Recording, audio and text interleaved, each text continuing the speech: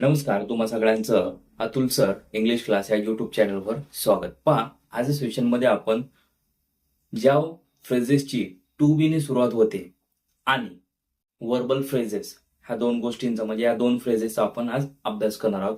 बघा, त्यापूर्वी तुम्हाला काही गोष्टी क्लिअर असल्या पाहिजेत.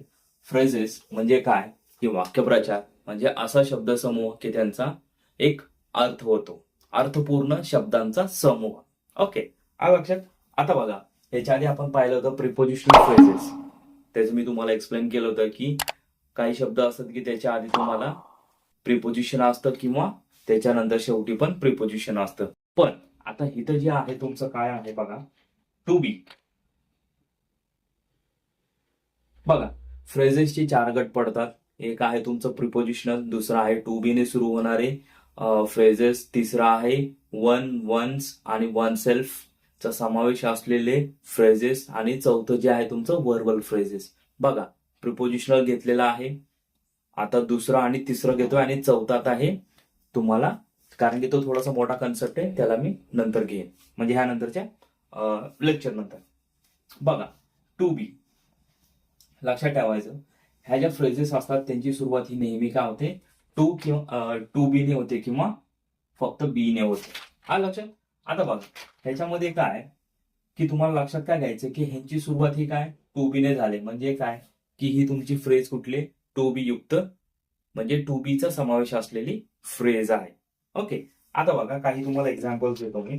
यासाठी बघा तुम्हाला लक्षात काय घ्यायचं की टू बी या क्रियापदाने सुरू होणाऱ्या फ्रेजेस कर्त्याप्रमाणे त्याची बी ची रूपे काय बदलतात. बघा, जसं की बघा, आय इथं मी प्रेझेंट आणि इकडं पास्ट. बघा, प्रेझेंट असेल तर तुम्हाला काय वापरायचं आहे, ऍम. पास्ट असेल तर वॉज. बघा, ही, शी, इट.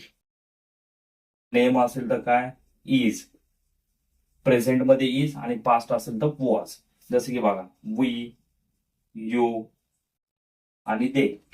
प्रेझेंट असेल तर काय आर आणि पास्ट असेल तर वर. हे अख्खा पाठच करून ठेवा बघा, तेव्हाच तुम्हाला या फ्रेजेस वापरता येते. त्यासाठी तुम्हाला हे महत्वाचं आहे.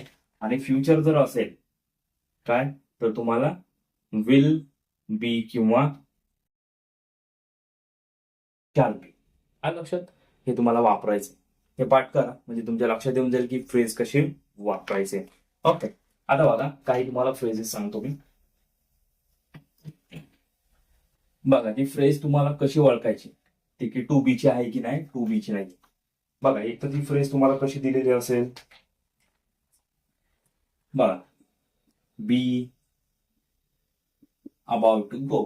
बघा, इथं काय आलंय सुरुवातीला बी आहे. मग लक्षात घ्यायचं की याच्यामध्ये तुम्हाला टू बीचा वापर करायचा आहे. मला ते काळानुसार तुम्हाला चेंज करायचं आहे आणि कर्त्याप्रमाणे. ओके, जसं की बघा, I am about to go म्हणजे मी जाण्याच्या मार्गावर आहे किंवा मी जाण्याच्या बेतात आहे. त्यासाठी तुम्हाला काही फ्रेजेस पाठ करावे लागणार आहेत, त्यांचा सराव करावा लागणार आहे. ओके, त्याच्यानंतर बघा, याचेच example, he was about to lose his patience. बघा, इथं काय झालं, ही आपण भूतकाळात बनवतो तर काय घेतलं वॉज आणि वर्तमान काळात बनवताना काय घेतलं होतं आपण ऍम. लक्षात घ्या, हे तुम्हाला टू बी स्वरूप कसं वापरायचं काळानुसार आणि कर्त्याप्रमाणे हे तुमच्या लक्षात आलं पाहिजे. बघा, त्याच्यानंतर फ्रेज बघा, बी एनग्रॉस्ड. हे कंपल्सरी येणार बी, लक्षात ठेवा. त्याच्या आधी टू पण येऊ शकतो, गडबडून जायचं नाही. To be engrossed. आता एनग्रॉस्ड म्हणजे काय, मग्न असणे. ओके, टू एनग्रॉस्ड इन काय मग्न असणे. बघ, वापर त्याचा कसा, देवर. देवर. आता इथं वर कशा संदर्भासाठी वापरलंय, ह्या बी साठी. बघा, हे वॉज आणि ऍम साठी काय बी. लक्षात घ्या, देवर एनग्रॉस्ड इन देअर ऍक्टिव्हिटी. काय? ऍक्टिव्हिटी. बघा त्यानंतरचे एक फ्रेज घेतो.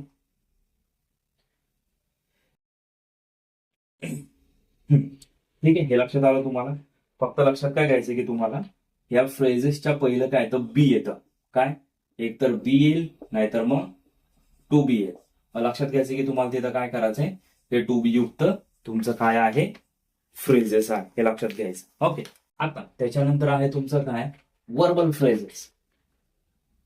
आता वर्बल फ्रेजेस म्हणजे काय लक्षात घ्यायचं तुम्हाला, की त्याची सुरुवात ही कशाने झालेली, क्रियापदाने. काय? क्रियापदाने. काय? क्रियापद. Verbal phrases. लक्षात काय ठेवायचं याच्यामध्ये, की तुमच्या फ्रेजेसची सुरुवात ही कशाने होते, क्रियापदांनी. बघा फॉर एक्झाम्पल, बघा टू, सॉरी स्पेलिंग चुकली,